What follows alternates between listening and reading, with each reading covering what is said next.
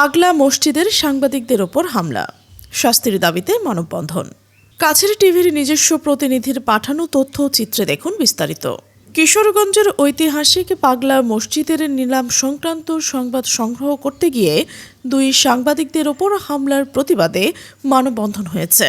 শুক্রবার দুপুরে 12:15টার দিকে জেলা শহরে আখড়া বাজার চত্বরে কিশোরগঞ্জে সাংবাদিক সমাজ এর ব্যানারে কর্মসূচির আয়োজন করা হয়।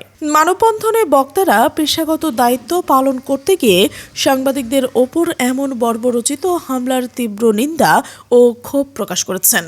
তারা হামলাকারীদের দ্রুত গ্রেপ্তার করে দৃষ্টান্তমূলক শাস্তির দাবি জানান।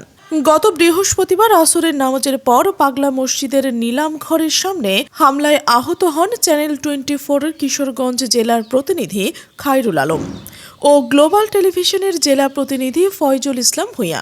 এই ঘটনায় ফয়জুল ইসলাম গত রাতে বাদী হয়ে কিশোরগঞ্জ সদর মডেল থানায় 8 জনের নাম উল্লেখ সহ আরও 8 থেকে 10 জনকে অজ্ঞাতনামা আসামি করে একটি হত্যা চেষ্টা মামলা করেন।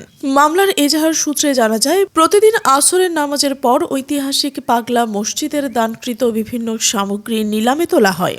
দীর্ঘদিন ধরে একটি প্রভাবশালী সিন্ডিকেট কম দামে এসব সামগ্রী কিনে নেন বলে অভিযোগ রয়েছে। এ বিষয়ে সংবাদ সংগ্রহ করতে ঘটনাস্থলে যান 4 জন সাংবাদিক। এ সময় ওই সিন্ডিকেটের লোকজন সংঘবদ্ধ হয়ে মব সৃষ্টি করে সাংবাদিকদের ওপর হামলা চালায়। মসজিদের দায়িত্বরত আনসার সদস্যদের সহায়তায় আহত সাংবাদিকদের উদ্ধার করে হাসপাতালে নেওয়া হয়।